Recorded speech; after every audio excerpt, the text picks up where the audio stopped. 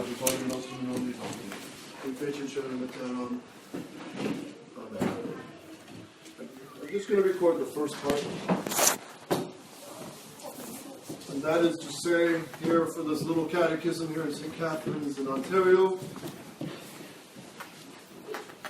just to say a few words about the circumstances now. And I know, believe me, this move to depart from the OLMC was not easy. And the last thing I wanted to see was another division. We've had enough division in the traditional Catholic circles that we need another one. But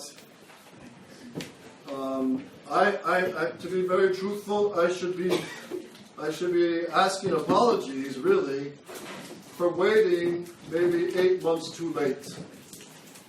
And it's partly my fault too that this dragged out. This whole case with Ambrose Moran, which is, he has a soul to save. Pray for him, and I'm not bashing him either, but pray for him. He's a friendly man, but he's certainly not one for us to seek ordinations from. So, back in 2015, Father Pfeiffer disassociated from Bishop Ambrose. And I thought it was over. I thought it was done. And good. And actually God showed many graces, because there was a kind of a rebirth, a growth. There was the Ambrose earthquake. A handful of people left, very upset because they saw his fake pictures and some of his fudged documents. There was many questions raised. But when finally the disassociation hit in 2015, I thought it was over. But then a good priest, Father Joseph Poisson, he was in the Society of St. Peter for many years, ordained in 1996 by Bishop Timlin, who was ordained in the Old Rite. He was MC for Pope Pius XII, but he was consecrated a bishop in the New Rite. And he ordained Father Poisson in the traditional Tridentine Rite. So the only little doubt with Father Poisson is lying in the bishop, with the consecration of the New Rite, which I just read to you what Archbishop Lefebvre said. I repeat, I agree with your desire to ordain conditionally these priests, and I have done this reordination many times. All sacraments from the modernist bishops or priests are doubtful now. The changes are increasing, and their intentions are no more Catholic. So, Father Pfeiffer and I remember in the 90s, or late 80s, in the seminary in Winona, Bishop Williamson would call one of us, start getting ready for a clandestine ordination. Why? Because there was a priest who came back to tradition. He wants to be certainly ordained. Bishop Williamson did what Archbishop Lefebvre did at the time, which was automatically conditionally ordain them, just in case. Why? Because the new rite of ordination and the new rite of consecration are at least doubtful. At least. Archbishop Lefebvre never definitely said they're all invalid. He never said that. But he said they're doubtful because the form, the intention, even the oils have been changed. So I thought it was over, and then in last July, I found out the night before. I saw the seminarians packing, and I said, "What's going on?" And they said, "We're going to Bishop Ambrose's place for the ordination conditional of Father Poisson." And I was very upset myself. And when I had the chance to talk to Father, when was it? After the summer trip in August, I usually do the summer pilgrimage. And then I think it was in September, I told Father this was a huge breach of trust of our faithful, because they thought we disassociated, now he's yanked back. And we're not sure exactly where this Bishop Ambrose stands. Because I've seen the 10 or so fake pictures. I've seen them. I've seen the documents that do look fudged. And And I'm not here to bash Ambrose Moran, but there's a deep connection in his past with ordination and consecration with the schismatic Orthodox. So that's enough to say, stay away. Stay away. I've consulted a canon lawyer, I've consulted many priests. Every one of them says, in such a case, stay away, especially because of the fraud history involved, and not just once. So I, in a way, I should be asking forgiveness for myself for waiting this long. Actually, I should have made a step to leave back in July. But I was hoping and bending over backwards, and then I was going to leave after Father's first statement of disassociation, which was January, 23rd. But it didn't say the word disassociation. I told Father I'm not going to hang around for this. I'm going to leave.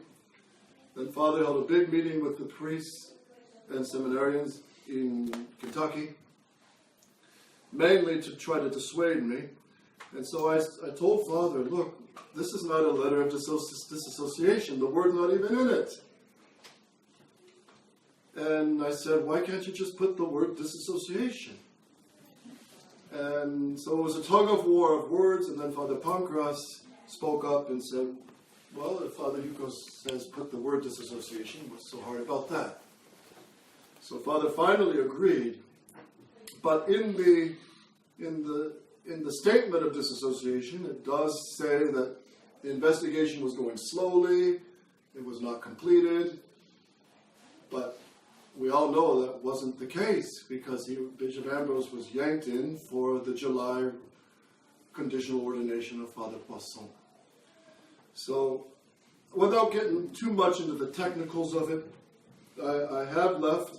I pray for good Father Pfeiffer. He's a great priest. He has not compromised on Vatican II and on the new Mass. He will never budge on that. And he's not gone sedevacantis. But the thing is this is kind of a curveball of the devil from another angle, which is sending a bishop with schismatic, or if it's a bishop, with schismatic connections, deeply schismatic connections, and then a history of fake pictures, fudged documents, and frauds, and all this. So I told Father, how can we possibly lead these seminarians off the cliff with a bishop? We don't even know if he's Catholic for sure. We don't even know if he's even valid. We don't even know what he is. Because if you got someone, let me put it this way again, would you fly in an airplane by an airplane pilot who has fake diplomas, fake pictures of him with other pilots, and a history of about 6 crashes? Would you fly in that airplane? And how can we entrust these seminarians to a man that is just swimming in question marks?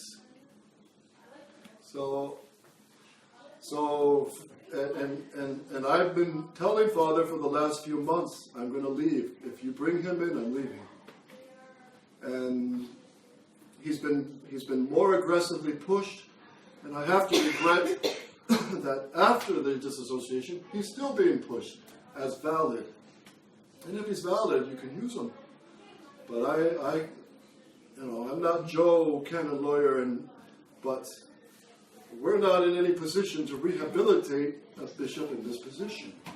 Plus, with a character of fraud and arrest for fraud, and I only say this because it's public record, not to knock his reputation. Any of us can become criminals and we can all fall. But the fact is, there is public record of fraud with 6 restaurants, one of them being a pawn shop.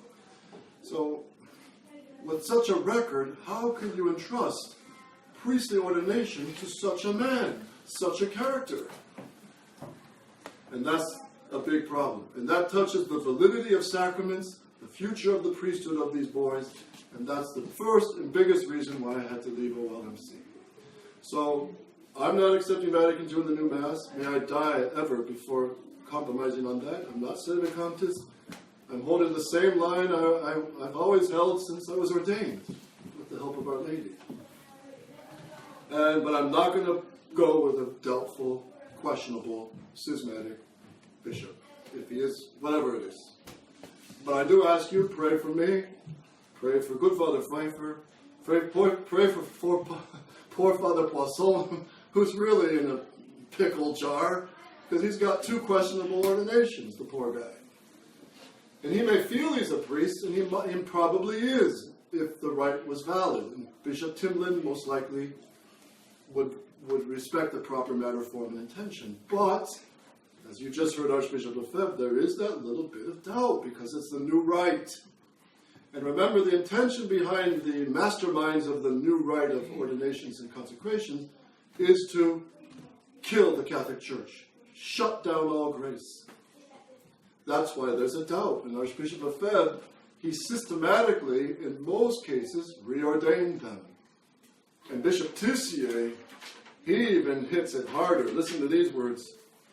Bishop Tissier, June 29th, 2016, which explains why he's, 2016, why he's kind of kept under the wraps. Clearly, we cannot accept this fake new rite of ordination that leaves doubts concerning the validity of numerous ordinations done according to the new rite. Thus, this new rite of ordination is not Catholic. I bet you when Bishop Tissier said these words, all the priests and Bishop Fillet, they were squirming in their seats, because this is going totally against the whole new direction of the new SSPX. So God bless Bishop Tissier for his bravery to say these words, and they're true, but I'm surprised they didn't hang on. And then he concludes, and so we will of course faithfully continue to transmit the real and valid priesthood by the traditional priestly rite of ordination. You can find that on the catacombs.org. It has some very good articles of Archbishop Lefebvre being brought back to the surface. So, bottom line is, since Bishop Ambrose, quote unquote, was brought back in July, you get burnt, you can blame the other guy the first time. I get burnt the second time, blame me. So I'm not going to stick around and wait for Bishop Ambrose to be brought back. And the reason I say that is I had to pull teeth at that meeting to get the word disassociation in the disassociation statement with Father Pfeiffer. So that told me he's not convinced. And then since he's already brought him back once, and he's still pushing him as valid, I won't be surprised if he's brought back again. But I say this because even if he was valid, that's not enough, because you got a schismatic record, and any Catholic seeking ordination or consecration from schismatics incurs a suspension. It's a punishment by the Church. And Father Pfeiffer and I are in no capability of rehabilitating a suspended Orthodox bishop. It's not in our pay grade, so to speak. That's for Rome to handle. But if that was the case, I'm sure with Epikeia and the situation in the Church, something could be worked out. But that's not all. It's the character of the person and the specific faults, let's just put it lightly, the specific faults of fraud. So that tells you don't trust this person for something so serious as priestly ordinations and consecration. So I ask your prayers. Pray for good Father Pfeiffer. I consider him still a brother in the war. But I'm not going to work with him at OLMC for now. And my goal right now, my plan is, I'm not going to join any group. I'm not going to join any. I stay with the Catholic Resistance, SSPX, Marian Corps. But for a year or two, I'm just going to take care of the scattered sheep and see where Our Lady wants things to go. I don't know right now where, but I'm not going to jump into anything. Sedevacantists are asking me to join them. Father the one in Cebu, Philippines. Father Chazal, he wants me to go with him. Father Ed McDonald wants me to go to New Zealand with him. I'm not going anywhere. I'm just going to take care of the sheep where I'm called for now and try to discern what God wants. Obviously, a priest without a bishop is like a fish out of water. We need a bishop. So I'm just asking, well, show me a bishop that's holding exactly the line of Archbishop Lefebvre. Just show me one, and I will gladly submit to him. Gladly, most gladly. But show me one. And maybe down the road we'll be able to talk to some of the bishops and just say, look, all right, one bishop said publicly that the errors of Vatican II were the false interpretations of Vatican II, and not from the council texts themselves. And that's wrong. The texts themselves are loaded with heresy, right? So I would ask this bishop, Your Grace, Your Excellency, can you just correct this statement publicly? That's all. Correct these misunderstood statements publicly. Same with the question of grace in the new Mass. How come we just can't repeat what Archbishop Lefebvre taught? You heard that quote saying there is no grace in the new Mass. And it's deadly. Look at the fruits, said Father Pulvermacher way back in the 80s.